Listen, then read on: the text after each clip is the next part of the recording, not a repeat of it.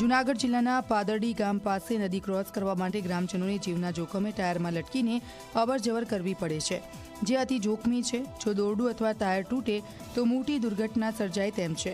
Medical emergency હોય કે બાળકોએ શાળાએ જવાનું હોય કે પછી ખેડૂતોએ ખેતરે જવું હોય, આવી જ રીતે લટકીને જઈ રહ્યા છે। છેલ્લા 3 વર્ષથી તૂટેલા પુલને રિપેર કરવા માટે ધારાસભ્ય અને સાંસદ સુધી રજૂઆત કરાઈ છતાં કોઈ કાર્યવાહી નથી થતી।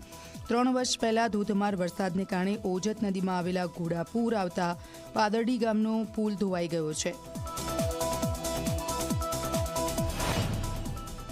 અમારી પરિસ્થિતિ આ કાયમી આ રીતે દોડે હું ટીંગાતું જવાનું પાછું આવવાનું, ટાયરમાં બાંધી એકાથે ઝાલીને દોરડું ખેંચે જવાનું, પાછું સામે કાંઠે જવાનું। કેટલા સમય આ પરિસ્થિતિ 3 વર્ષ છે।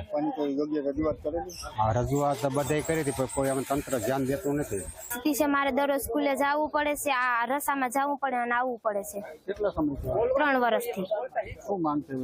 અમારી માંગ છે કે જલ્દી ફૂલ થઈ જાય। બીક લાગે છે?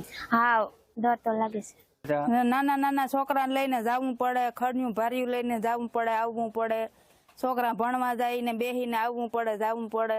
તમને બીક લાગે? બીક તો લાગે પણ ન છૂટકે બેહવું પડે।